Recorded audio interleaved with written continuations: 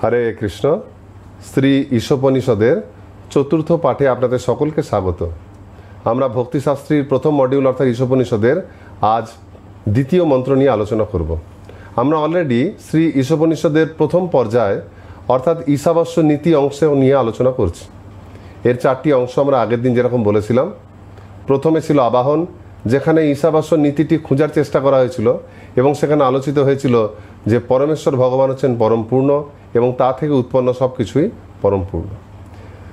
তারপর প্রথম মন্ত্রে আমরা আগের দিন আলোচনা করেছি যে এই সমস্ত কিছুই ঈশ্বরের এবং তিনি যতটুকু আমাদের জন্য বরাদ্দ করেছেন ততটুকুই আমাদের গ্রহণ করা উচিত। আজকে আমরা আলোচনা করব দ্বিতীয় মন্ত্রে যে এই নীতির সঙ্গে সামঞ্জস্যপূর্ণভাবে যদি আমরা জীবনযাপন করি তাহলে তার সুফল কী। আর পঞ্চম পাঠে আমরা আলোচনা করব তৃতীয় মন্ত্র নিয়ে। সেখানে বলা থাকবে যে ঈশাবাস্য নীতি অগ্রাহ্য করার কি কুফল বা ক্লেশ কি আসতে পারে। তো আসুন আমরা প্রথমে দ্বিতীয় মন্ত্র উচ্চারণ করে শুরু করি। ওম কুর্বন্নে বেহ কর্মাণি জিজিবিষেচ্ছতং সমা এবং ত্বয়ি নান্যথেতস্তি ন কর্ম লিপ্যতে নরে। এর অনুবাদ হচ্ছে, কেউ যদি এভাবেই কর্ম করে চলে তাহলে সে 100 বছর বেঁচে থাকার বাসনা পোষণ করতে পারে, কেননা ওই ধরনের কর্ম তাকে কর্মবন্ধনে আবদ্ধ করে না। মানুষের এছাড়া অন্য কোনো গতি নাই। প্রথম হচ্ছে কুর্বন্ন এব ইহ কর্মাণি, অর্থাৎ এই ধরনের কর্ম যদি আমরা করি, কুর্বানা করি যদি আমরা করি কীরকম কর্ম না, এবং ইহ মানে এই কর্ম। কোন কর্ম না, 1 নম্বর শ্লোকে বলা হয়েছিল ঈশাবাস্যমিদম সর্বম, অর্থাৎ পরমেশ্বর ভগবান তিনি যে সমস্ত কিছুর মালিক বা প্রভু সেইটা মেনে নিয়ে তিনি যতটুকু তেন তক্তেন ভুঞ্জিতা, অন্য কারুর ধন বা অন্য কারুর বরাদ্দতে হাত না দিয়ে কেবল নিজের বরাদ্দটুকু নিয়ে যদি আমরা জীবন ধারণ করি তাহলে কি হতে পারে না, জিজিবিষেত আমরা বেঁচে থাকার আশা করতে পারি। কতদিন না, শতং সমা, চাইলে আমরা 100 বর্ষ বেঁচে থাকতে পারি, এতে কোনো অসুবিধা নেই। এইরকম দীর্ঘ জীবন যদি আমরা চাই, যদি ঈশাবাস্য নীতি ফলো করি তাহলে তাতে কোনো সমস্যা নেই। কেন না, শেষে বলছেন ন কর্ম লিপ্যতে নরে, কারণ এইরকম কর্ম করার ফলে মানুষকে কোনো কর্মফল তাকে আবদ্ধ করে না। সুতরাং এই ধরনের ঈশাবাস্য নীতি নিয়ে কর্ম করে কেউ 100 বছর বেঁচে থাকার ইচ্ছা রাখতেই পারে। আর তার আগে বলা হচ্ছে এবং তৈ ন অন্যথা ইত অস্তি, অর্থাৎ কিন্তু এর কোনো অন্যথা নেই, এছাড়া জীবন ধারণের অন্য কোনো পথ নেই। প্রতিটা জীব, বিশেষ করে প্রতিটি মানুষ 100 বর্ষ বাঁচতে চায়। অজ্ঞানী যদি দীর্ঘকাল বাঁচে, এমন কোনো ব্যক্তি যার কোনো শাস্ত্রজ্ঞান বা মানব জীবনের পরম লক্ষ্য সম্বন্ধে কোনো জ্ঞান নেই, তাকে অজ্ঞানী বলা হচ্ছে। এইরকম ব্যক্তি যদি দীর্ঘকাল বাঁচে তাহলে মুশকিল কি, সে তো ঈশাবাস্য নীতি জানে না, সেই ঈশাবাস্য নীতির বিরুদ্ধাচরণ করবে। প্রকৃতির বেশিরভাগ জিনিসকে নিজে মালিক মনে করে সেগুলিকে জোর করে ভক্ষণ করার বা ভোগ করার চেষ্টা করবে। তার ফলে কি হবে, ঈশাবাস্য নীতির বিরুদ্ধাচরণ করার ফলে তার পাপ হবে, তার কুকর্ম হবে। দীর্ঘকাল ধরে কুকর্ম করলে পরে কি হবে, তার জীবনে ক্লেশের পরিমাণ বাড়বে এবং পরের জন্মের জন্য তার অনেক বেশি পাপের কর্মফল সঞ্চিত হবে। ফলে ভবিষ্যতে এই জন্মে এবং পরের জন্মে তাকে অনেক দীর্ঘকাল ধরে অনেক ভয়ানক শাস্তি ভোগ করতে হবে। অর্থাৎ যিনি খারাপ কাজ করছেন তার জন্য দীর্ঘকাল বেঁচে থাকাটা খুব একটা ভালো জিনিস নয়। কিন্তু যে ব্যক্তি ঈশাবাস্য নীতির সঙ্গে সামঞ্জস্যতা রক্ষা করে জীবনযাপন করে, ন কর্ম লিপ্যতে নরে, তাকে অন্য কোনো কর্ম তার ফলের দ্বারা তাকে আবদ্ধ করতে পারবে না। ফলে সেই ব্যক্তির এতে কোনো সমস্যা নেই, তার ব্যক্তিগত কোনো ক্ষতি নেই। শুধু তাই নয়, যে ব্যক্তি ঈশাবাস্য নীতি মেনে জীবন ধারণ করবেন তিনি কেবল নিজের জীবনেরই ভালো চাইবেন না, তিনি ঈশ্বরের যোগাযোগ সূত্রে প্রত্যেকটা জীবকে নিজের সহোদর বা সহোদরা বলে মনে করবে। ফলে তার জীবন ধারণের যে ভঙ্গি বা যে শৈলী, তার ফলে আশেপাশে অন্যান্য মানুষ এবং সমস্ত রকমের জীবের উপকার ছাড়া অপকার হবে না। ফলে সকলেই চাইবে এইরকম মানুষ যেন দীর্ঘকাল বাঁচে, কারণ তার দ্বারা সমাজের অনেক কিছু কল্যাণ হচ্ছে। তাই এইরকম নিজের এবং অপরের হিতকারী মানুষ যদি দীর্ঘ আয়ু লাভ করেন, 100 বছর আয়ু লাভ করেন, তাতে কোনো অসুবিধা নেই, কারণ তার কর্ম করার যে শৈলী তা তাকে আবদ্ধ করে না। কিন্তু সেই সঙ্গে কি বলা হচ্ছে যে এবং তৈ নন্যথা অস্তি, এবং কিন্তু এছাড়া অন্য কোনো উপায় নেই। এখন অনেকে প্রশ্ন করতে পারে ঈশাবাস্য নীতি মানা ছাড়া কোনো উপায় নেই, এটা হতে পারে? মনে করুন কেউ 10 তলা বা 20 তলা একটা বিল্ডিংয়ের ছাদে একটা বিরাট বড় গগনচুম্বী অট্টালিকার ছাদে দাঁড়িয়ে আছে এবং সেই ছাদে ওঠার একটাই সিঁড়ি, কোনো লিফট নেই, অন্য কোনো যোগাযোগ ব্যবস্থা নেই। তাহলে সেই ব্যক্তির ওই ছাদ থেকে নেমে আসার কটা উপায় আছে? একটাই উপায় আছে, একটাই সুরক্ষিত উপায়, আস্তে আস্তে সিঁড়ি দিয়ে নামতে হবে। তার ভালো লাগুক বা না লাগুক তাকে সিঁড়ি ভেঙে নামতে হবে। তাহলে কোনো উপায় নেই। কিন্তু সে বলবে আরেকটা উপায় আছে। কি উপায়? না, সে চাইলে ছাদ থেকে লাফিয়ে যেতে পারে। নিচে আসার উপায় তো বলে আমি যে ছাদের কার্নিসে গিয়ে যদি ঝাঁপ দিয়ে দিই তাহলে তো কোনো শক্তি খরচ না করে পৃথিবীর বলে তারা ধূপ করে মাটিতে পড়েছে, খুব তাড়াতাড়ি পড়বো।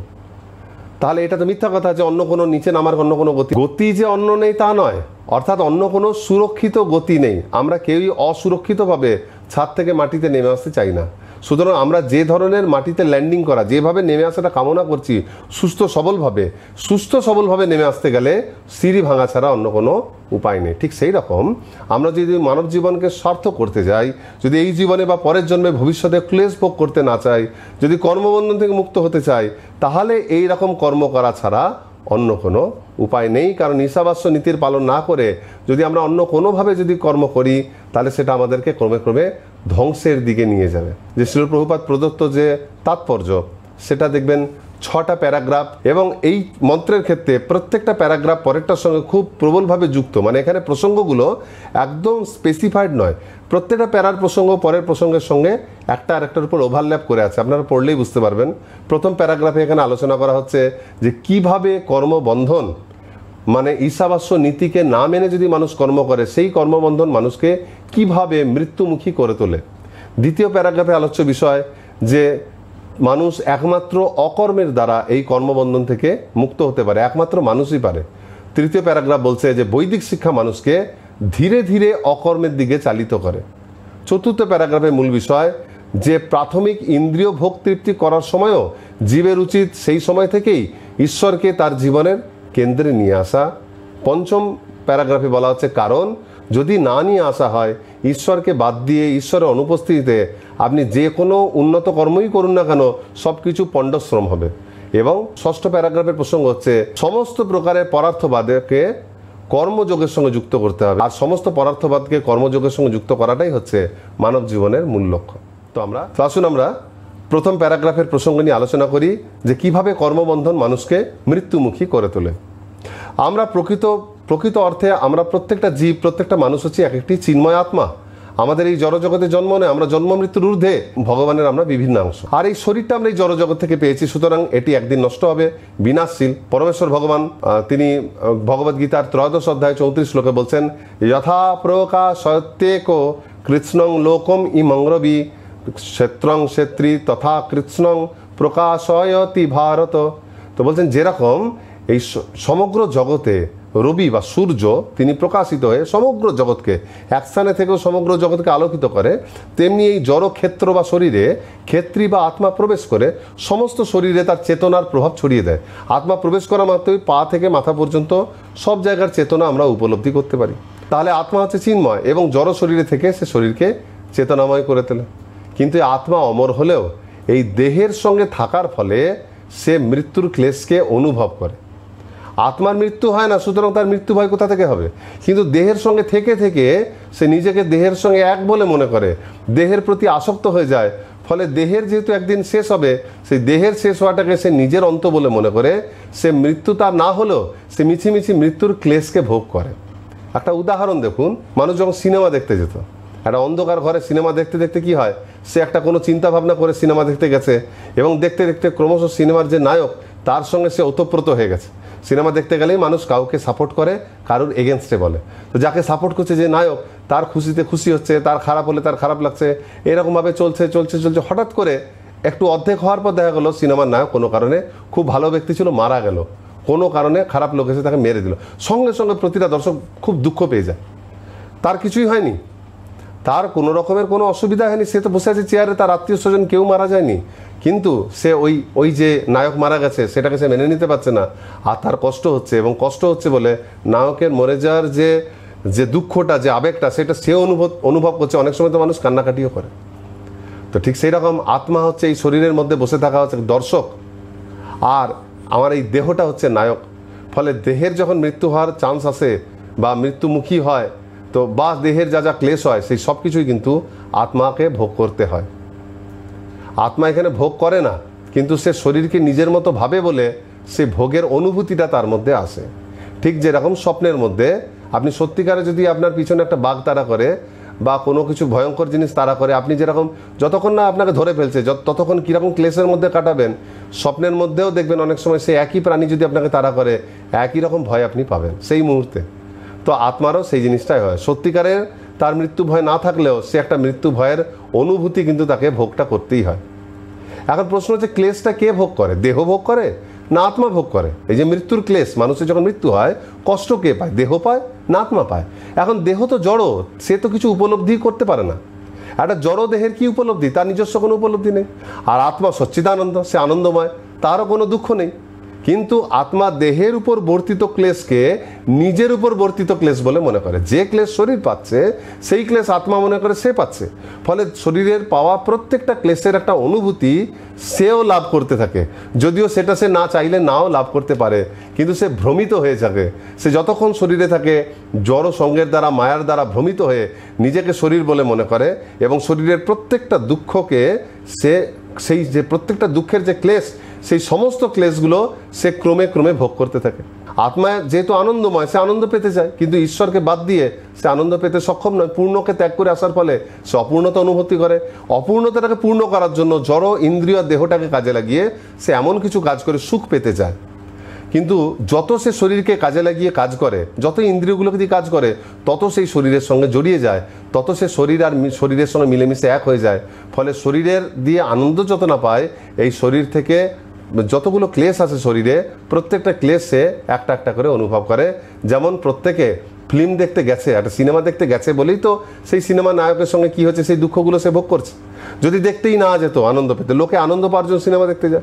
কোনো বাচ্চা সিনেমা দেখতে গেছে, তাকে কোনো কার্টুন ফিল্ম দেখাবো বলে নিয়ে যাওয়া হয়েছে, গিয়ে হঠাৎ দেখা গেছে সিনেমাটা চেঞ্জ হয়ে গেছে, সেখানে হরার ভূতের সিনেমা দেখানো হচ্ছে। সেই ভূত এসে ছোটো ছোটো বাচ্চাকে ধরছে, মেরে ফেলছে।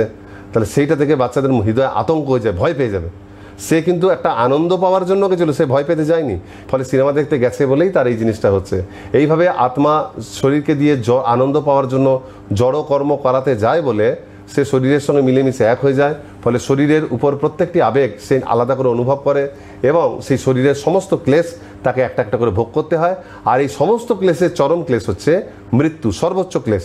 আত্মার মৃত্যুর পরও মৃত্যু হয় না, কিন্তু মৃত্যুর সময় দেহের যে কষ্টটা, দেহ জড়ো, কিন্তু দেহের যে কষ্টটা হতো সেইটা আত্মা নিজের কষ্ট বলে মনে করে সেই ক্লেশটাকে সে ভোগ করে। সেই জন্য বলছেন যে আমাদের ঈশাবাস্য নীতি না মেনে চলে যদি মানুষ কর্ম করে, তাহলে সেই কর্মবন্ধন তাকে কিন্তু মৃত্যুর দিকে আস্তে আস্তে নিয়ে যায়। এবার দ্বিতীয় প্যারাগ্রাফ, এখানকার আলোচ্য বিষয় হচ্ছে, যদিও আমরা এরকম কর্মবন্ধনে আবদ্ধ হয়ে মৃত্যুরূপী ক্লেশকে ভোগ করতে বাধ্য হই, তথাপি মানুষ চাইলে কিন্তু অকর্মের দ্বারা নিজের স্থিতিকে উন্নত করতে পারে।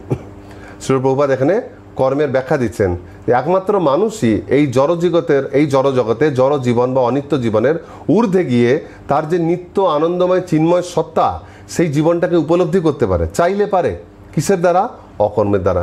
এখানে শ্রী প্রভুপাদ ভগবদ্গীতার আলোকে 3 প্রকার কর্মের কথা বলছেন, যেখানে প্রথম হচ্ছে কর্ম। কর্ম বলতে এখানে কিন্তু পুণ্যকর্ম, ভালো কাজ বা সুকর্মকে বলা হয়েছে। পুণ্যকর্ম কোনগুলো বা সুকর্ম কোনগুলো? না, শাস্ত্র অনুসারে প্রত্যেকে যে নিজের কর্তব্য কর্ম যেগুলো পালন করে সেগুলি হচ্ছে কর্ম। আর বিকর্ম বলতে কিন্তু এখানে বোঝানো হচ্ছে মানে খারাপ, পাপ কর্ম, কুকর্ম। অর্থাৎ নিজের স্বাধীনতার অপব্যবহার করে আমরা যদি শাস্ত্রকে অমান্য করে যদি কর্ম করি, যার ফলে আমরা এই জীবনের পর নিম্ন পশুর জীবনে পশুর জনিতে যদি আমাদের অধঃপতন হয়ে যায়, তাহলে সেই কর্মটা হচ্ছে বিকর্ম। যেমন কোনো ব্যক্তি যদি শাস্ত্র না মেনে, ঈশাবাস্য নীতি না মেনে যদি নিরীহ প্রাণীদেরকে বধ করে ভোজন করতে থাকে, তাহলে সেই ব্যক্তি পরবর্তী জন্মে হিংস্র বাঘ বা সিংহের জীবন পেতেই পারে, কারণ সে এই কাজটাই করতে চেয়েছিল এবং ওই শরীর দিয়ে আরও ভালোভাবে করতে পারবে। এইভাবে কর্ম হচ্ছে ভালো কর্ম, যা মানুষকে পুণ্য প্রদান করে এবং উচ্চতর লোকে নিয়ে যায়। আর বিকর্ম হচ্ছে খারাপ কর্ম, পাপ কর্ম, যা তাকে নিম্ন জনিতে নিয়ে যায়। কিন্তু ঊর্ধ্বেই যাক বা নিম্নেই যাক, মানুষ কিন্তু এগুলি দ্বারা কর্মচক্র থেকে মুক্ত হতে পারে না। আরেকটি কর্মের কথা বলা হয়েছে এখানে, সেটি হচ্ছে অকর্ম। এখানে অকর্ম, অ মানে নয়, কিন্তু অকর্ম বলতে এখানে নয় কর্ম মানে কর্মশূন্যতাকে বোঝাচ্ছে না। অকর্ম বলতে বোঝাচ্ছে এমন একটা কর্ম যেটা কোনো রেজাল্ট নেই, অর্থাৎ ফলবিহীন কর্ম সম্পাদন। এই ফলবিহীন কর্মটাই আসল, যা আমাদেরকে একমাত্র জন্ম মৃত্যু চক্র থেকে মুক্ত করতে পারে। কারণ আমি কর্ম করছি, তার কোনো ফল হচ্ছে না। আর কর্ম আমাদেরকে কর্মচক্রে আবদ্ধ করে না, কর্মের ফলই কিন্তু আমাদেরকে আবদ্ধ করে। আমরা এমন যদি কর্ম করি যার কোনো ফল না হয়, এটা অনেকটা সেই ক্যালোরিবিহীন দুধের মতো। অনেকে দুধ খাওয়ার আজকাল ইচ্ছা থাকে, কিন্তু দুধ খেলে মোটা হয়ে যাচ্ছে। ফলে এমন ফ্যাক্টরিতে এমন সব দুধ তৈরি করা হচ্ছে যাতে কোনো ভালো জিনিস নেই, মানে খেলে কিছুই হবে না, খালি ভালো লাগবে, কোনো ক্যালোরি হবে না। তো ঠিক সেই রকম দেখুন, কৃষ্ণের অ্যাকচুয়ালি অকর্ম বলতে ভগবানের জন্য কর্ম করাকে বোঝায়, ঈশ্বরের জন্য কর্ম করাকে বোঝায়। সেটি হচ্ছে অকর্ম। তাতে ভগবান সন্তুষ্ট হয় এবং তার সন্তুষ্টিতে আমরা সন্তুষ্ট হই, আমরা নিজের জন্য কর্ম করি না।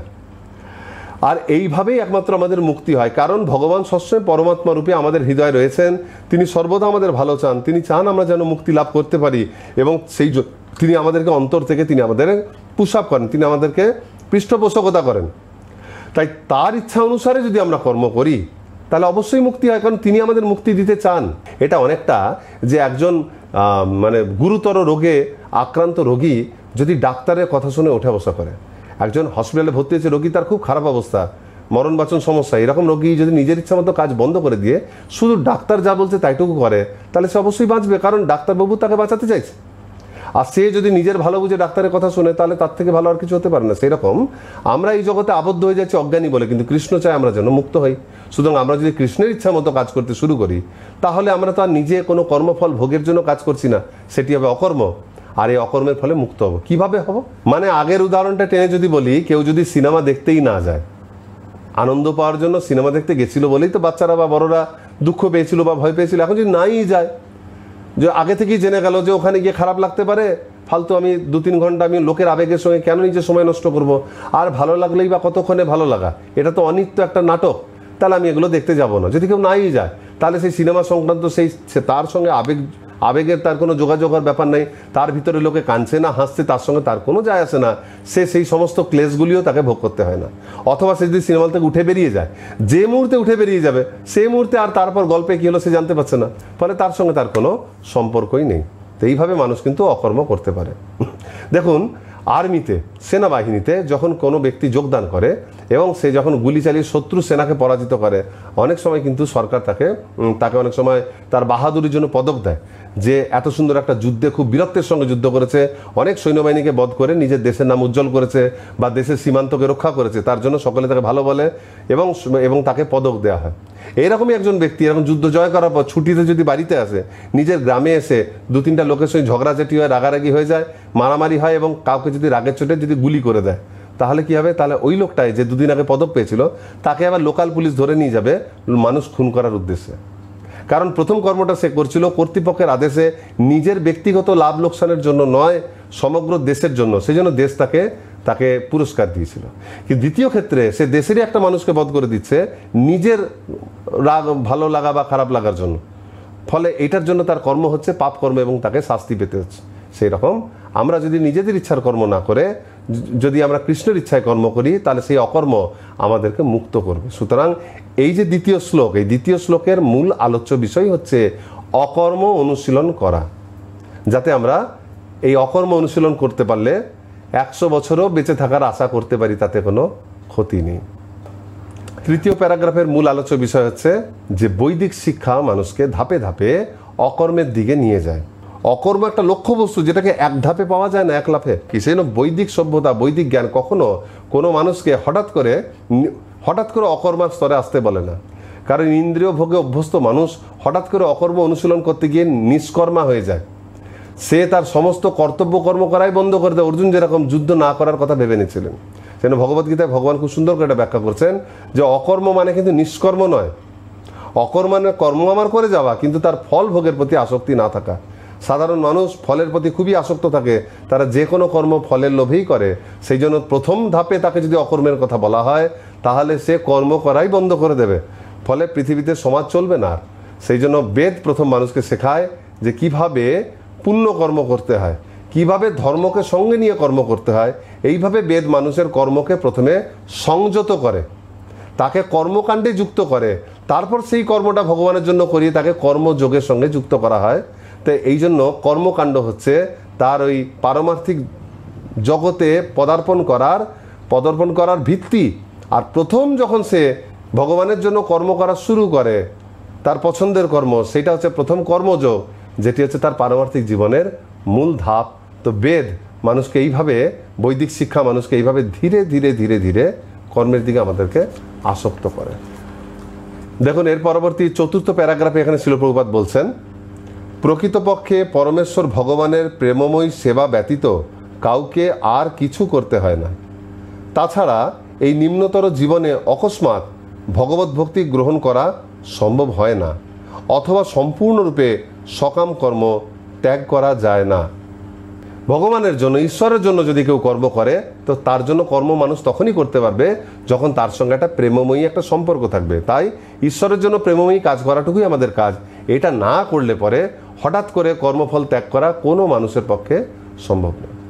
এখন একটা প্রশ্ন আসবে, এই যে কথাগুলো বলা হচ্ছে, এই যে বৈদিক আচরণের কথা বলা হচ্ছে, বা এক কথায় যাকে আমরা ভক্তি জীবন বলি, ভক্তিপূর্ণ জীবন, ঈশ্বরের জন্য কাজ করা, তো এই পারমার্থিক জীবন বা আধ্যাত্মিক জীবন যাকে বলে, এই আধ্যাত্মিক জীবনের সঙ্গে জড় জীবনে কি সম্পর্ক? যারা আধ্যাত্মিকতাকে মানে না, ঈশাবাস্য নীতিকে মেনে চলে না, তাদের যে জীবন, আর যারা ঈশাবাস্য নীতি মেনে চলছে, তাদের জীবনে পার্থক্য কি? নিশ্চয়ই তাদের জীবনে কিছু এক্সট্রা আছে যেগুলো এদেরকে করতে হয় না।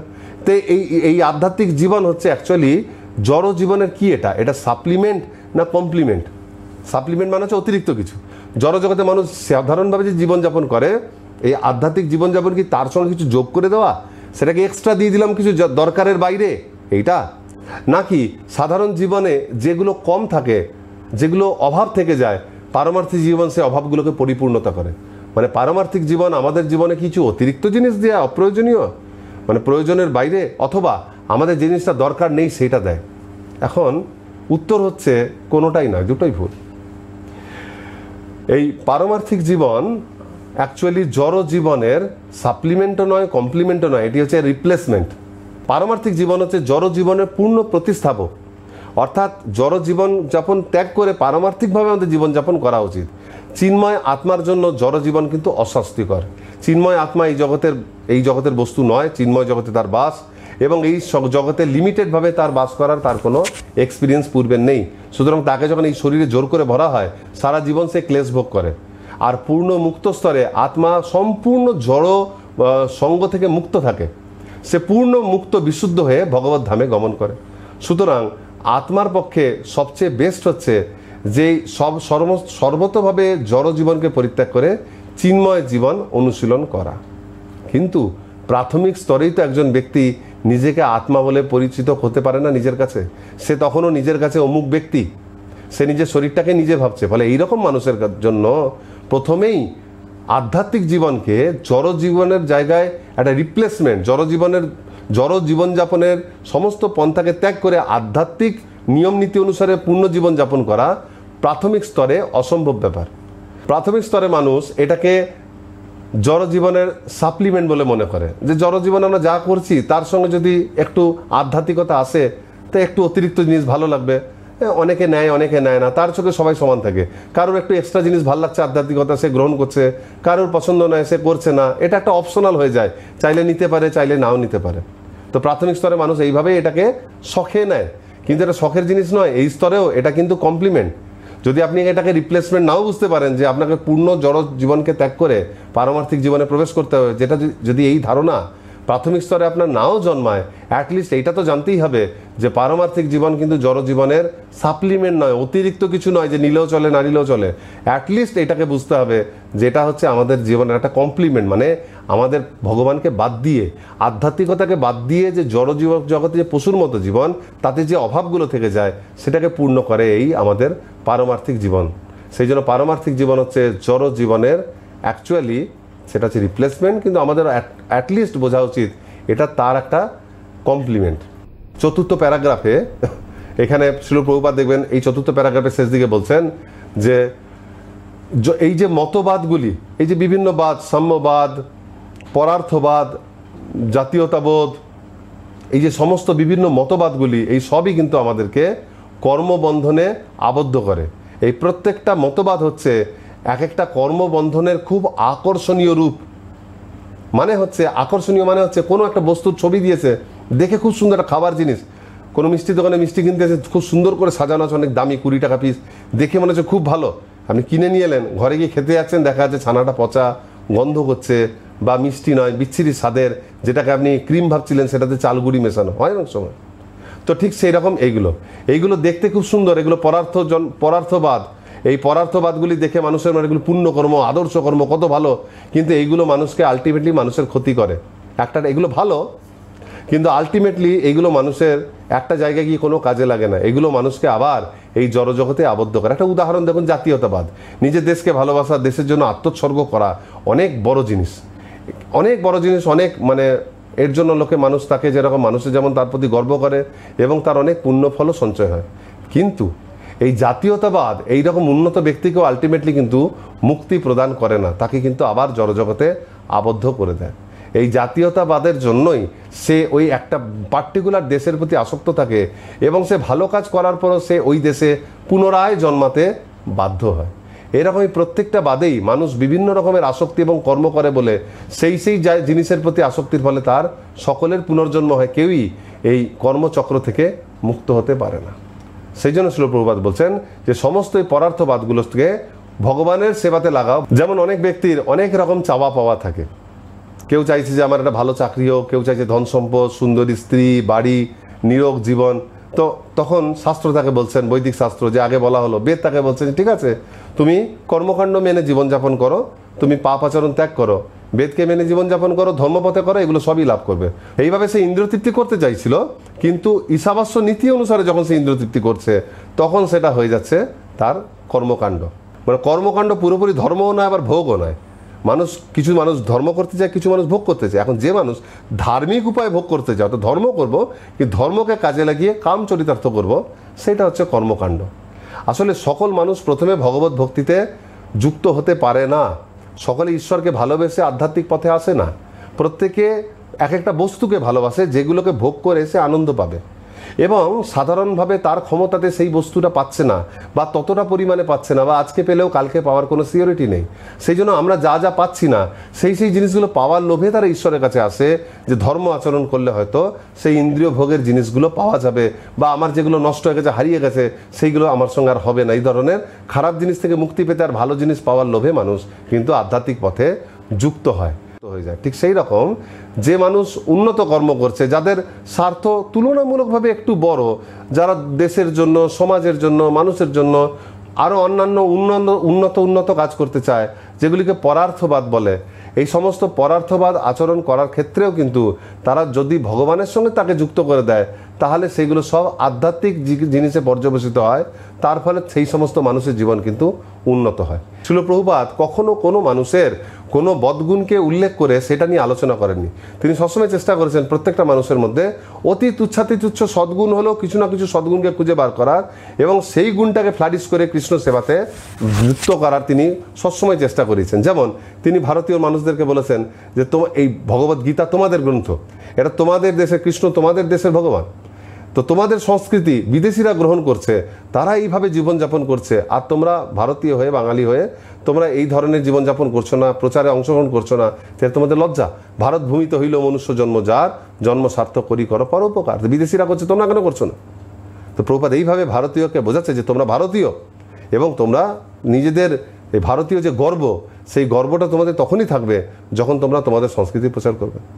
অর্থাৎ এইভাবে প্রত্যেকের পূর্ববর্তী ধারণাকে আহত না করে সেইটিকে ভগবদ্মুখী করাটাই হচ্ছে বেদের কাজ। ঠিক কাজটি প্রভুপাদ করছেন।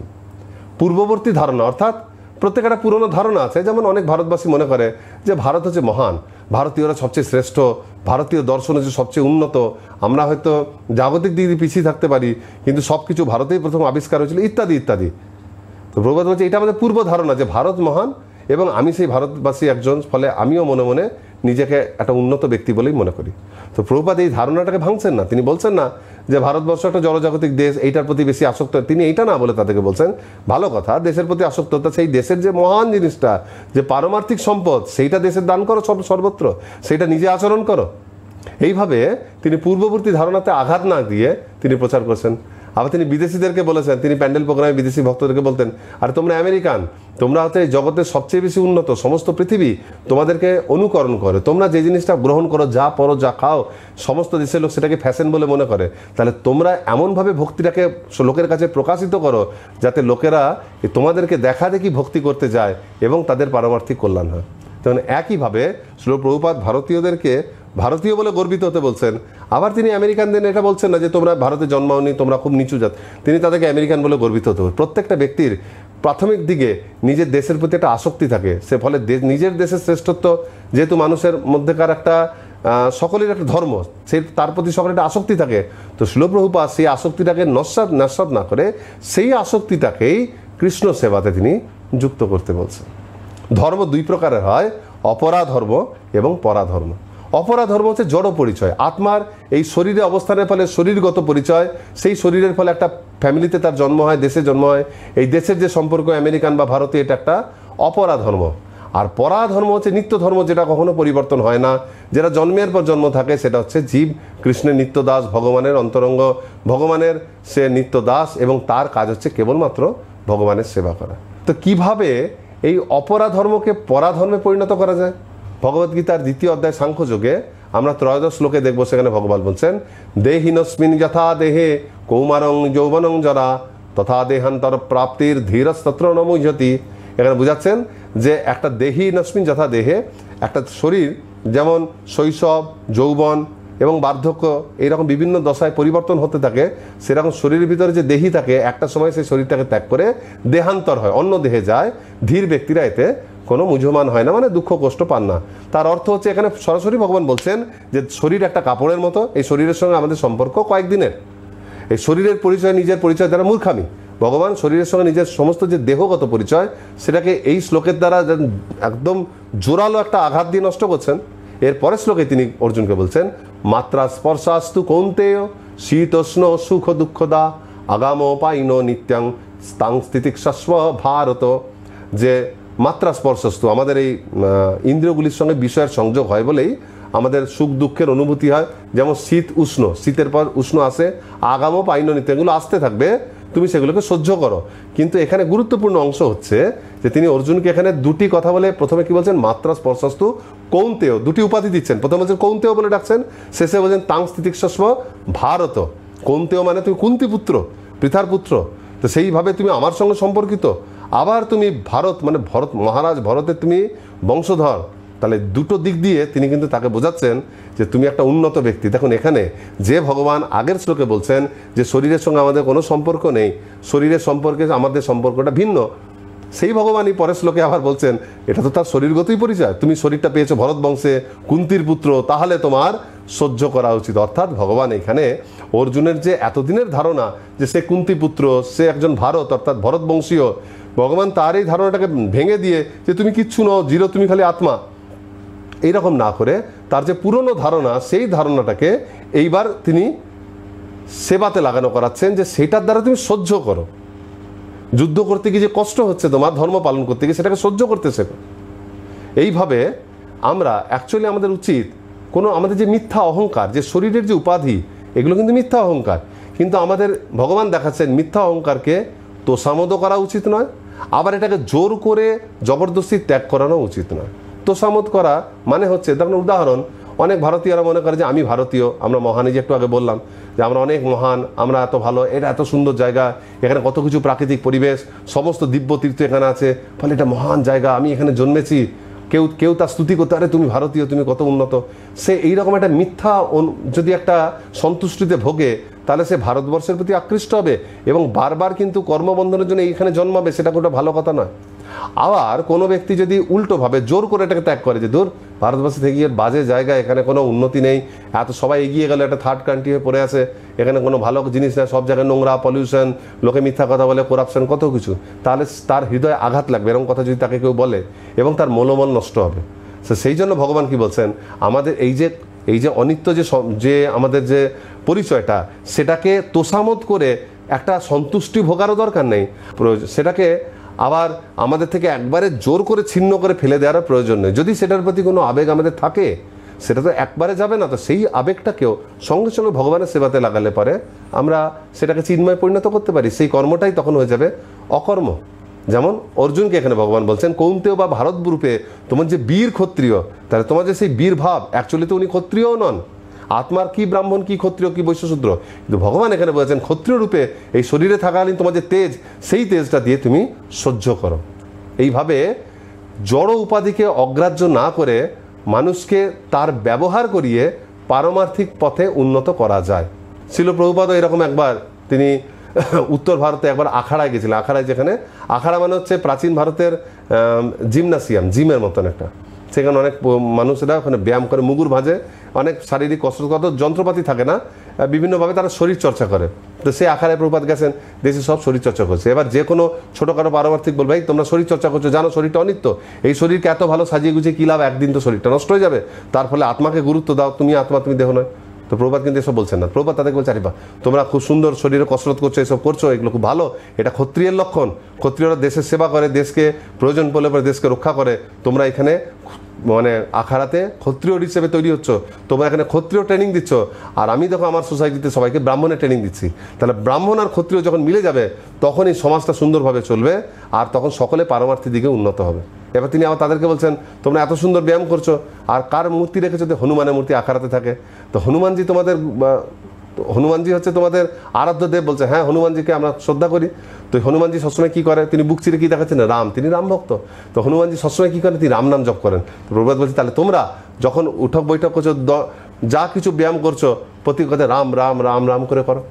এইভাবে ছিল প্রভুপাদ তাদের যে শরীরের প্রতি আসক্তি, সেটাকে ধ্বংস করছেন না, হনুমানজির প্রতি আসক্তি ধ্বংস করছেন, সেইগুলিকে সম্পূর্ণরূপে তিনি সেগুলিকে একটি চিন্ময় রূপ দান করছেন।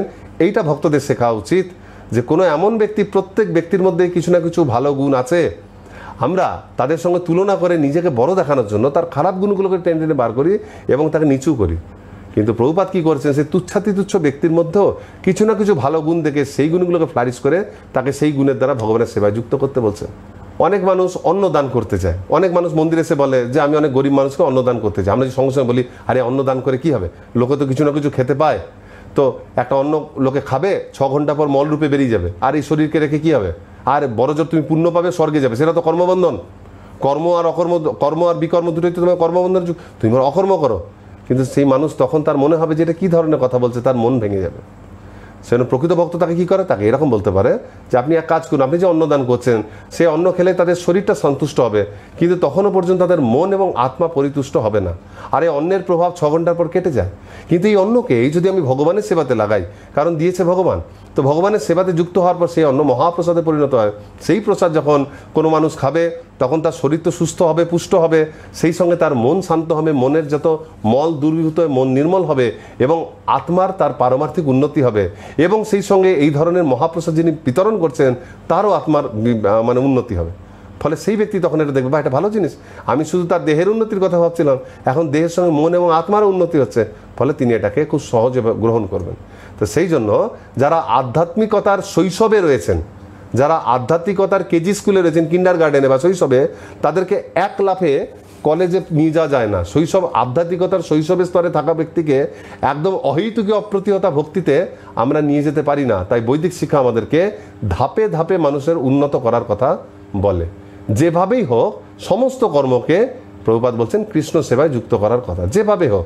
তিনি বহু জায়গায় উদাহরণ দিচ্ছেন যে একের কথা, যে এক বড় না একের পিছনে অনেকগুলো শূন্য থাকলে বড়, না একের থেকে 1000 অনেক বড়, এক ছোট একটা অক্ষর আর 1000 অনেকগুলো 4টে অক্ষর, কিন্তু সেখানে যদি একই না থাকে, কৃষ্ণই না থাকে, খালি জড়জাগতিক কর্ম করতে থাকে কেউ, অনেক শূন্য বাড়বে, দেখতে অনেক বড় লাগবে, কিন্তু এগুলোর পারমার্থিক ভ্যালু 0।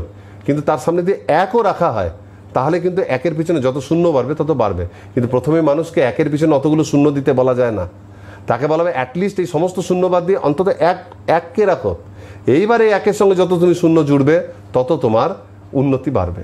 এখানে শিল প্রভুপাদ 4th প্যারাগ্রাফে বলছে, দেখুন, সংসারী হতে কোনো ক্ষতি নেই, অথবা পরার্থবাদী, সমাজতন্ত্রবাদী, সাম্যবাদী, জাতীয়তাবাদী অথবা মানবতাবাদী হতেও ক্ষতি নেই, যদি তিনি কর্মগুলি ঈশাবাস্য বা ভগবানকে কেন্দ্র করে সম্পাদন করেন। এই একই কথা, এই সমস্ত বাদগুলোই কিন্তু মানুষকে কোনো না কোনোভাবে জড়জগতে আকৃষ্ট করে, কিন্তু প্রাথমিক স্তরে এই যে প্রত্যেকটা বাদের প্রতি একটা মানুষের যে আস্থা, এটাও একটা শক্তি। প্রথমে এই শক্তিটাকে তিনি খণ্ডন করছেন না, তাহলে শক্তিটা নষ্ট হবে। তো তাই জন্য তিনি বলছেন ঈশ্বরকে কেন্দ্র করে কৃষ্ণ সেবাতে এই ব্যক্তিরা যদি এই সমস্ত বাদগুলোকে, এই মতবাদগুলোকে যদি কাজে লাগান, তাহলে এগুলো কিন্তু চিন্ময় পরিণত হবে, ধীরে ধীরে তাদের উন্নতি হবে এবং একসময় তারা সমস্ত কর্ম থেকে মুক্ত হয়ে অকর্মের স্তরে যেতে পারে। আমরা আগেই বলেছি আমাদের আজকের আলোচ্য বিষয় হচ্ছে কিভাবে আমরা অকর্ম সাধন করতে পারি, তার দিকে শিল প্রভুপাদ আমাদেরকে ধাপে ধাপে নিয়ে যাচ্ছেন। তো ভগবান এইভাবে সমস্ত কর্মকেন্দ্রে ভগবানকে আনতে বলছেন। প্রভুপাদ বলছেন কৃষ্ণকে সব কিছু সেন্টার আনো, ব্রিং হোম কৃষ্ণ। পরমেশ্বর ভগবানকে সমস্ত কাজে, যে জাতীয়তাবাদী তারও সেই জাতীয়তাবাদ কৃষ্ণকে কেন্দ্র করে করো। ফলে কি হবে, তার সেই পারমার্থিক জীবনে হাতে খড়ি হবে। প্রথমেই সর্বধর্মান পরিত্যাজ্য এই স্তরে যাওয়া সম্ভব নয়, কিন্তু কৃষ্ণর সঙ্গে যদি যুক্ত কর্ম করতে শুরু করে, এই ধরনের একটু কাজ করতে থাকলে তার মনে আকর্ষণ জাগবে, সে কৃষ্ণ মন্দিরে যেতে চাইবে। বিভিন্ন মন্দিরে যখন সে গমন করবে, মন্দিরে গিয়ে ভক্ত সঙ্গ করে তার ভালো লাগবে, তার হৃদয় থেকে পাপের ইচ্ছা চলে যাবে, ফলে তার আস্তে আস্তে উন্নতি হবে। তখন সে দেখবে আমার গৃহেও তো ভগবান রয়েছে, তো আমার গৃহটাও মন্দিরের কম নয়, গৃহেও কোনো পাপাচরণ হবে না, তার গৃহ শুদ্ধি হবে, ভগবানের নাম হবে। ধীরে ধীরে তার উপলব্ধি হবে যে আমাদের হৃদয়ে ভগবান পরমাত্মা রূপে রয়েছে, ফলে আমার আচরণটাও শুদ্ধ আছে। এইভাবে একসময় সে ভগবানের কাছে সারেন্ডার করবে, তখন সে শুদ্ধ ভক্তি ছাড়া অন্য কোনো কিছুকেই গুরুত্ব দেবে না। সেই জন্য বেদ আমাদেরকে বলছে ধীরে ধীরে ক্রমে ক্রমে আমাদের সমস্ত বিকর্মগুলিকে ত্যাগ করে কর্মগুলিকে অকর্মের পথে নিয়ে যেতে হবে। পরবর্তী প্যারাগ্রাফ, পঞ্চম প্যারাগ্রাফ, যেখানে এটা না করার ফল বলছে। এর আগে প্রভুপাদ বলছেন সমস্ত কর্ম যত রকমের পরার্থবাদ করো না কেন, সব কিছুর কেন্দ্রে অ্যাটলিস্ট কৃষ্ণকে বা ভগবানকে রেখে করো। এইবার বলা হচ্ছে যদি না রাখো তাহলে কি হবে, তাহলে সবই পণ্ডশ্রম, সব কর্মফল বিফল, সব কর্মই বিফল হয়ে যাবে। যত ভালো ভালো পাপ কর্ম তো বাদই দিন, যত ভালো ভালো বড় বড় কর্ম, সমস্ত ত্যাগের কর্ম, ভালো কর্ম, সব কর্মের নেট ফল জিরো। কথায় বলে যে জন কৃষ্ণ ভজে সে বড় চতুর, মানে তার উন্নতি হয়। আর যে কৃষ্ণ ভজন করে না সে হচ্ছে ফতুর, মানে তার সর্বনাশ হয়। তা আমাদের সমস্ত কর্মের ফল কিন্তু সঙ্গে সঙ্গে নাশ হয় না। আমাদের পাপ কর্ম হোক আর পুণ্যকর্মই হোক, কর্মের ফল কিন্তু বহুকাল থাকে এবং মৃত্যুর পরেও সে পরবর্তী দেহ তৈরিতে তার একটা প্রভাব থাকে। ফলে আমাদের এই যে ধরনের কর্ম আমরা করব তার ফল কিন্তু আমাদেরকেই ভোগ করতে হবে। শ্রীমদ্ ভগবদ্গীতা 2য় অধ্যায়ে 40 নম্বর শ্লোকে ভগবান বলছেন নেহাভিক্রমণা স্বস্তি প্রত্যাবায় ন বিদ্যতে স্বল্পমপ্যস্য ধর্মস্য ত্রায়তে মহত ভয়াত। বলছে যে এই যদি কেউ অল্প একটু কর্ম করে, ওই পরমার্থবাদ বা জাতীয়তাবাদ করতে গিয়ে তার কেন্দ্রে কৃষ্ণকে রেখে যদি একটু ধর্মও করে, শুদ্ধ ভক্তি নাই করুক, তাহলেও সেই যে একটু কর্ম করে দিয়েছে সেটা কোনোদিন ক্ষয় পাবে না। আর সম্পত্তি গিয়ে একটা কিছুকে রেখে দিলে পরে আস্তে আস্তে কমতে থাকে, ক্ষয় পেয়ে সেটা কইবে না এবং তার শেষও হবে না। এবং একটা সময় কিন্তু সে আমার কাজে লাগবে। অতি অল্প ধর্মও কিন্তু মহাভয় থেকে মানুষকে উদ্ধার করতে পারে। যেমন অজামিলের কাহিনীতে আপনারা দেখছেন, অজামিল একটু ধর্মকর্ম করেছিল, সে তার পুত্রের নাম ভগবানের নামে নারায়ণ দিয়েছিল। কোনো ঋষিমুনি তাকে সাজেশন দিয়েছিলেন এবং তিনি সাধুবাক্য মেনে পুত্রের নাম নারায়ণ দিয়েছিলেন। এইটুকুই কর্ম, সামান্য কর্ম, কিন্তু মৃত্যুর সময় সে ভয় পেয়ে তার পুত্রকে ডাকতে গিয়ে সে নারায়ণ বলে ডেকে দেয়। ফলে সমস্ত বিষ্ণু দূতেরা সেইখানে তাদের প্রভুর নাম শুনে আবির্ভূত হয়ে যমদূতদের বিতাড়িত করে। অজামিল তাদের কাছ থেকে ভক্তি লাভ করেন, ভক্তি সম্বন্ধে জ্ঞান, এবং তিনি তারপর হরিদ্বারে গিয়ে তার সমস্ত পাপকর্ম ত্যাগ করে তিনি কিন্তু ভগবত ধামে পূর্ণরূপে আবার অধিষ্ঠিত হয়ে যান। তো এইভাবে সামান্য একটু পুণ্যকর্ম, এইভাবে সামান্য একটু ধর্ম, যে ভগবানের সেবা বা অকর্ম, তাকে কিন্তু ঠিক তার চিন্ময় স্তরে উন্নীত করলো। সেই জন্য আমাদের উচিত অবশ্যই যে কোনো কর্মের কেন্দ্রে কৃষ্ণকে নিয়ে আসা। তাকে না নিয়ে এলে পরে যতই আমরা বড় কর্ম করি, সমস্ত কিছুর আলটিমেটলি তার কোনো রকম তার কোনো গুরুত্ব থাকবে না। শ্রী প্রভুপাদ এই প্যারাগ্রাফের শেষে বলছেন, দেখুন, ভগবত কেন্দ্রিক সরল জীবন ভগবত বিমুখ পরমার্থবাদ অথবা সাম্যবাদের বিশাল ফাঁকি থেকে অনেক মূল্যবান। এখানে বলছেন দুটো তুলনা করা আছে। একটা হচ্ছে ভগবত কেন্দ্রিক সরল জীবন, যে একজন সরল সাদাসিধে মানুষ যার মধ্যে অত রকম পদার্থবাদ নেই, অত সমাজে বড় বড় কাজ করতে পারে না তার জীবন। যারা বড় বড় কাজ করে, বিরাট বড় সাম্যবাদী, বিরাট বড় দেশপ্রেমী বা সে সমাজসেবী, কিন্তু সে ভগবানকে বাদ দিয়ে করে, সেটার থেকেও এই সাধারণ মানুষের যে ভক্তিমূলক জীবনযাপন করে তা অনেক উন্নত। কেন না, যারা পরার্থবাদী, যারা ভালো ভালো কাজ করেন, জড়জগতে পুণ্যকর্ম করেন, জড়জগতে তার ভ্যালু রয়েছে, এই জড়জগতে তার জন্য তারা নাম পান, মহান বলে তারা বিবেচিত হন, তারা নিজের একটা আত্মতুষ্টি লাভ করেন। আর পুণ্যকর্ম করছেন বলে পরের জন্মে তার ফলে তারা স্বর্গে গমন করবেন বা মানুষ হয়ে যখন জন্মাবেন তখন অন্যান্য সুখ সুবিধা পাবেন, কিন্তু সেগুলো পেতে তাকে তো এই জগতেই জন্মাতে হবে, সে জন্ম মৃত্যু চক্র থেকে তো মুক্ত হতে পারবে না। এই ভালো জিনিসটা ভোগ করার জন্যও তো তাকে এখানে আবদ্ধ হয়ে থাকতে হবে, ফলে তার এই পুণ্যকর্মটা আলটিমেটলি তাকে কিন্তু কর্মচক্রে আবদ্ধ করে দিল। অর্থাৎ এখানে যে শিল প্রভুপাদ বলছেন যে সাম্যবাদ বা পরার্থবাদের ফাঁকি, এই ফাঁকি শব্দটা ব্যবহার কেন করছেন না, এই জিনিসটা সেই ব্যক্তিকে আমরা যে আগের দিন আলোচনা করেছিলাম এক ধরনের তাকে বিপ্রলিপ্সার মধ্যে ফেলে, অর্থাৎ সেই ব্যক্তি নিজেই নিজেকে ধোঁকা দেয়, সে এই ধরনের ভগবত বিমুখ কিছু উন্নতিমূলক কর্ম করে, দেশ সেবামূলক কর্ম, যেটা সাধারণ চোখে অনেক উন্নত কর্ম বলে মনে হয়, ফলে তিনি নিজে নিজেই মানুষে নিজেকে একজন উন্নত আধ্যাত্মিক ব্যক্তি বলে মনে করেন। তিনি এতটা সন্তুষ্টি বোধ করেন, কিন্তু এটা একটা মিথ্যা সন্তুষ্টি, এবং যার দ্বারা তিনি মনে করেন যে আমি অনেক উন্নত কাজ করছি, আমার আধ্যাত্মিক জীবনও উন্নত, আর আলাদা করে কিছু করার প্রয়োজন নেই, কিন্তু মৃত্যুর পর এই সমস্ত জড় কর্মের কোনো ফল তার সঙ্গে যায় না। সেই জন্য শিল প্রভুপাদ বলছেন যে কোনো এই ধরনের কর্মকে অ্যাটলিস্ট কর্মযোগে পরিণত করতেই হবে। ভগবানকে কেন্দ্র রেখে এই সমস্ত কর্ম না করলে পারে তার কোনো ফল নেই, চিন্ময় জগতে তার কোনো রকম কোনো ভ্যালু নেই। ভাগবতমের 2য় স্কন্ধের 3য় অধ্যায়ের 18 নম্বর শ্লোকে ওখানে বলা হচ্ছে, দেখবেন, তররব কিং ন জীবন্তি ভস্ত্রা কিং ন শসন্তুত ন খাদন্তি ন মে হন্তি কিং গ্রামে পশব পরে। এখানে বলা আছে তররব অর্থাৎ বৃক্ষ, তো বৃক্ষ কি জীবন ধারণ করে না? বৃক্ষ দীর্ঘকাল বাঁচে, বিশাল একটা সময় জুড়ে তার বাঁচে, অনেক বড় বড় বৃক্ষ 200, 300, 400 বছরও বেঁচে থাকতে পারে। এটা অনেকটা সেই আমাদের শ্লোকের প্রথমে বলা হলো না যে জিজি বিশেষ শতং সমা, যে কারো কারো 100 বছর বেঁচে থাকার ইচ্ছা থাকতে হতে পারে, তো অনেকটা সেই বৃক্ষের মতো বাঁচা। সেই সঙ্গে শ্লোকে এটাও বলছে যে কুর্বণ্য বেহ কর্মানি, যে এমন কর্ম করলে, এই কর্ম অর্থাৎ ঈশাবাস্য নীতি অনুসারে যে কর্ম করবে তার 100 বছর বেঁচে থাকলেও কোনো ক্ষতি নেই। সেই জন্য এখানে গুরুত্বপূর্ণ কিন্তু আয়ুষ্কালটা নয়। মানুষের জীবনে দুটো জিনিস বিবেচনীয় থাকে, তার জীবন কি কারণে মহান হয়, যে অনেক দীর্ঘকাল বাঁচছে সেই দীর্ঘকাল বাঁচাটার জন্য সে মহান, নাকি সে যতকালই বাঁচছে সেই সময় কোনো যদি মহান কর্ম করে তাহলে সেইটা মহান। যেমন শ্রী চৈতন্য মহাপ্রভু স্বয়ং ভগবান হয়েও তিনি জড়জগতে প্রকট লীলা মাত্র 48 বছর তিনি প্রকট লীলা করেছিলেন। সাধারণ লোকের চোখে তিনি 48 বছর তার আয়ু ছিল, আর শঙ্করাচার্যের মাত্র 32 বছর, কিন্তু এই অল্প আয়ুতে তারা এমন কিছু কাজ করেছেন ধর্মের পক্ষে যেটা অতুলনীয়। সেই জায়গায় কোনো একটা মানুষ যিনি ভগবত বিমুখ, তিনি অনেক বড় বড় পুণ্যকর্ম করে যদি 100 বছর বেঁচে থাকেন তাহলে তার বেঁচে থাকাটা তার কর্মবন্ধনকে বাড়িয়েছে খালি। সেজন্য আমরা যদি তুলনা করি মানুষের আয়ু গুরুত্বপূর্ণ নাকি সঠিক কর্ম করাটা গুরুত্বপূর্ণ, তাহলে সহজেই বোঝা যায় আয়ুর থেকে অনেক গুরুত্বপূর্ণ হচ্ছে কর্ম। কোনো ব্যক্তি অল্প আয়ুতে বিশাল মহান কর্ম করতে পারেন, এমন কিছু কর্ম করতে পারেন যা তাকে কর্মবন্ধন থেকে মুক্ত করতে পারে। আবার অনেক মানুষের ক্ষেত্রে দীর্ঘ অনেক লম্বা আয়ু পেয়েও সেই গোটা আয়ুটাই তাই ইন্দ্রিয় তৃপ্তিতে বা ভগবত বিমুখ কোনো কর্মে কেটে যায়। তো সেই জন্য আয়ুর থেকে গুরুত্বপূর্ণ হচ্ছে কর্ম। তুলনামূলকভাবে আয়ুর থেকে মহান কর্ম ভালো, কিন্তু মহান কর্মের সঙ্গে তাকে যে দীর্ঘ আয়ুও প্রদান করা হয় সেটাই বলা হচ্ছে শ্লোকে, যে জিজি বিশেষ শতং সমা, তুমি যদি এইরকম কর্ম করো তাহলে 100 বর্ষ বেঁচে থাকতে পারো, তাতে কোনো ক্ষতি নেই, বরং তাতে তোমার কর্মবন্ধন আরও নষ্ট হবে এবং সমাজের মানুষের আরও উপকার হবে। যেমন শ্রীপাদ রামানুজাচার্য, তিনি 100-এরও অধিক বছর তিনি প্রকট ছিলেন, অর্থাৎ জীবিত ছিলেন, শঙ্করাচার্যের থেকেও বেশি, এবং তিনি যা কাজ করেছিলেন সেটা আরও উন্নত কর্ম করেছিলেন। তিনি দ্বৈতবাদ প্রচার করেছিলেন এবং ভগবানের সঙ্গে ভক্তের যে নিত্য সম্পর্ক সেই বৈষ্ণব শুদ্ধ ধারা প্রচার করে তিনি দক্ষিণ ভারতের বহু ব্যক্তিকে একদম ন্যূনতম একদম হীন স্তর থেকে তিনি ভক্তির ভালো স্তরে নিয়ে গেছিলেন। সেই জন্য বৃক্ষের মতো দীর্ঘ জীবন পেয়ে কিছু লাভ নেই।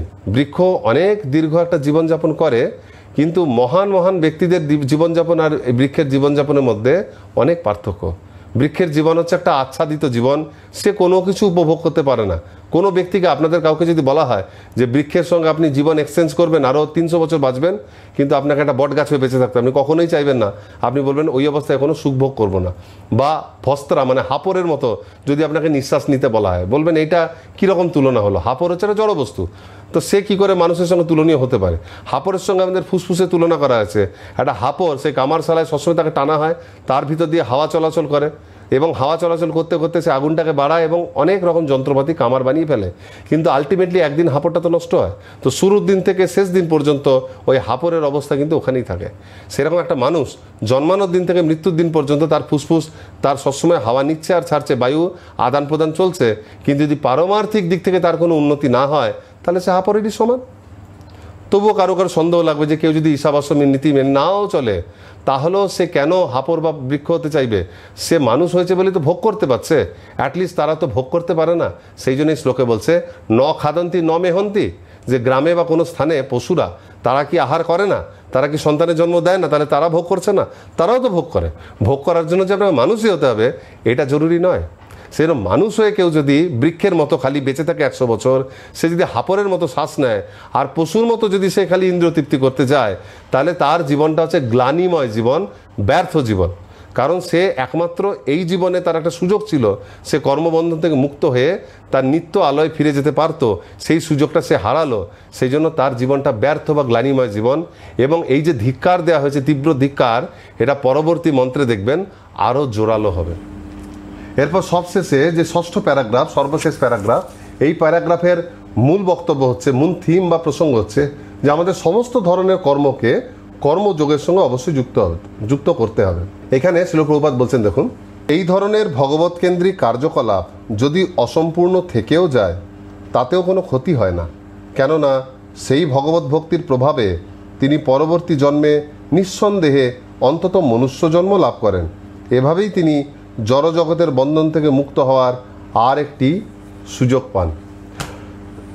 এখানে ভগবদ্গীতার 6ষ্ঠ অধ্যায়ের যে 37 থেকে 45 নম্বর শ্লোকে অর্জুনের সঙ্গে যে ভগবানের আলোচনা হচ্ছে, যেখানে অর্জুন প্রশ্ন করেছিলেন যে যোগাড়ুড়ো ব্যক্তি যদি তিনি যোগে সফল না হন বা তিনি অসম্পূর্ণ যোগ রাখেন, যোগ থেকে পতিত হয়ে যান, তাহলে কি তিনি ছিন্ন মেঘের মতো নষ্ট হয়ে যাবেন?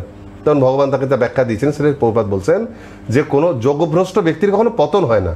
যে কিছু পারমার্থিক কর্ম করেছে তার সেই কর্ম কখনো বিনষ্ট হয় না। সে যদি সম্পূর্ণ করতে নাও পারে, যদি সে অল্প দিনের যোগী হয়, তাহলে সেই ব্যক্তি মৃত্যুর পর স্বর্গে যাবে। তার যে বিভিন্ন ভোগের ইচ্ছা শেষ হয়নি, সেই ভোগগুলো কমপ্লিট করার পর আবার এই জগতে জন্মে সে অ্যাটলিস্ট মানুষের শরীর পাবে এবং সে উন্নত ধনী বণিকের ঘরে বা সূচি ব্রাহ্মণের ঘরে জন্মাবে, যেখানে জন্মিয়ে তার অন্তত অর্থ বা জীবন ধারণের কোনো চিন্তা থাকবে না এবং সে নিশ্চিন্তে সে পরের জন্মে এই জগৎ থেকে কর্মবন্ধন থেকে মুক্ত হওয়ার একটা সুযোগ পাবে। আর যে ব্যক্তি অনেক উন্নত স্তর অবধি গিয়ে তারপর ভ্রষ্ট হবে, সে পরের জন্মে অত্যন্ত উন্নত ভক্ত ঘরে জন্মাবে, যেখানে ছোটবেলা থেকেই সে সুযোগ পাবে পরবর্তী জীবনটাকে সফল করার। সেজন্য প্রভুপাদ বলছেন এতে খারাপ নষ্ট হওয়ার কিছু নেই, কোনো লস নেই, নেগেটিভ মার্কিং নেই। কেউ যদি অল্প করেও ছেড়ে দেয়, পুরো করতে নাও পারে, অসমর্থ হয়, তাহলেও কোনো কিছু লস হয় না। প্রভুপাদ এখানে ভগবদ্গীতার 8দশ অধ্যায়ের কতগুলো শ্লোকের সাহায্য নিচ্ছেন। সেই শ্লোকের আলটিমেট কনক্লুশন হচ্ছে এইটাই, ভগবান বলছেন যে ব্যক্তি ফলকে ত্যাগ করে, কর্মকে ত্যাগ করে না, সঠিক কর্ম, কর্তব্য কর্ম, উচিত কর্ম সেগুলো করে, কিন্তু কর্মের ফলটাকে ত্যাগ করে, সেই কর্ম আমার জন্য করে, সেটা সাত্বিক কর্ম এবং উন্নত কর্ম। তাই প্রভুপাদ বলছেন যে কর্মকে ত্যাগ না করে তিনি 3টে ধাপ দিচ্ছেন। প্রথম বলছেন সেই উচিত কর্ম বা ভালো কর্ম, যে সমাজ কল্যাণমূলক যে কর্ম করো, সেগুলো ভগবানকে কেন্দ্রে রেখে। তো ভগবানকে যুক্ত করে সেই কর্মটা করলে সেই যে জাগতিক কর্ম ছিল, যার কোনো পারমার্থিক রেজাল্ট ছিল না, ফল ছিল না, সেইটাই তখন কিন্তু কর্মযোগে সহজেই পরিণত হয়ে যায়। কারণ যদি না যোগ করা হয় তাহলে কি হবে? তাহলে সাময়িক কিছু ফল পাওয়া গেল, আলটিমেটলি তার রেজাল্ট জিরো। আলটিমেটলি সেই রকম ফল কোনো কাজে লাগবে না, তার তথাকথিত অনেক মূল্যবান ফলও অর্থহীন। সেই জন্য যুক্ত করতে হবে। যদি অসম্পূর্ণভাবে কেউ করে তাহলেও তাতে কিছু না কিছু অর্থাবহ, অসম্পূর্ণ কাজও ব্যর্থ যায় না, পরবর্তীকালে সেটাও গিয়ে কিছু না কিছু কাজে লাগবেই। সেজন্য শ্রীল প্রভুপাদ এখানে জড় কর্মের সঙ্গে ভগবানকে যুক্ত করতে বলেছেন। যত রকমের জড় মহান মহান কার্য, লোক হিতৈষীকর কার্য, সেগুলোতে ভগবানকে যুক্ত করে সেখানে কর্মযোগের কথা বলছেন। প্রভুপাদ এখানে কিন্তু ভক্তির কথা বলছেন না, কারণ এখানে তিনি প্রাথমিক কথা বলছেন। এখানে তিনি একজন জড় ব্যক্তিকে, যারা লোকহিতকর কাজগুলি করে জীবনের উদ্দেশ্য পালন করছেন বলে ভাবেন, তাদের ভক্তি জীবনের তিনি সূত্রপাত ঘটাতে চাইছেন। সেই জন্য সর্বপ্রথম ভক্তিশাস্ত্রীতে আমরা ঈশোপনিষদ নিয়ে আলোচনা করছি। এখানে একজন ব্যক্তি সে জড় চিন্তাভাবনা থেকে বেরিয়ে এসে সে আধ্যাত্মিক জীবনের চেতনার তার সূচনা হয়। তো প্রভুপাদ এখানে তাদের জীবনের সূচনা করছেন যে তারা কিভাবে ভক্তিযোগের সঙ্গে যে যুক্ত হওয়ার যে লম্বা রাস্তা, তার শুরুতে তারা প্রথম পা রাখবে কর্মযোগের মাধ্যমে, এবং ক্রমে ক্রমে একদিন এটা শুদ্ধ ভক্তিতে পরিণত হবে। আমাদেরও এরকম এই যে জানা, সেটা যখন আমরা ভক্তিরসামৃত সিন্ধুতে যাব, তখন আমরা উত্তম ভক্তির কথা জানবো। অর্থাৎ এক কথায় শ্রীল প্রভুপাদ বলছেন, ব্রিং হোম কৃষ্ণ, কৃষ্ণকে, ভগবানকে নিজের জীবনে নিয়ে আসুন প্রাথমিক স্তরে। তার জন্য খুব উন্নত হয়ে আপনাকে আনতে হবে তা না, যে কাজই করছেন, যে স্তরেই থাকুন না কেন, ভগবানকে, কৃষ্ণকে আপনার জীবনের কেন্দ্রে নিয়ে আসুন। কেন্দ্রে আসার পর কৃষ্ণ তখন আপনাকে তার সঙ্গে ভগবত ধামে নিয়ে যাবে। আপনি প্রাথমিক কর্ম করার সময় কৃষ্ণকে সেই কর্মের সঙ্গে যুক্ত করে কর্মযোগ শুরু তো করুন। আলটিমেটলি কৃষ্ণ আপনার উপর কৃপা করে আপনাকে দিয়ে শুদ্ধ ভক্তি যাজন করিয়ে আপনাকে ভগবত ধামে নিয়ে যাবে, যেটা আমাদের জীবনের পরম লক্ষ্য। তাহলে আজকে আমাদের আলোচ্য বিষয় ছিল যে কিভাবে আমরা এই কর্মবন্ধন থেকে মুক্ত হতে পারি। তাহলে আজকে আমাদের আলোচ্য বিষয় এটাই ছিল যে যে ব্যক্তি ঈশাবাস্য নীতি অনুসারে জীবনযাপন করেন, পরমেশ্বর ভগবানের নীতি মেনে চলেন, এই রকম ব্যক্তি চাইলে 100 বছরও বাঁচতে পারে, তাতে কোনো ক্ষতি নেই। তাতে উল্টো তার এবং জগতের লাভ হয়, এছাড়া অন্য কোনো গতি নেই। কারণ অন্যান্যভাবে জীবনযাপন করতে গেলে তাতে কিন্তু কর্মবন্ধন হবে। একমাত্র ঈশাবাস্য নীতির মাধ্যমে কর্ম থেকে মুক্ত হওয়া যায়, যাকে বলা হয় অকর্ম। এবার পরবর্তী ক্লাসে আমরা পরবর্তী পাঠে জানব যে যদি আমরা ঈশাবাস্য নীতি পালন না করি, তাহলে তাতে আমাদের কি কি ক্লেশ বা অসুবিধা হতে পারে। হরে কৃষ্ণ।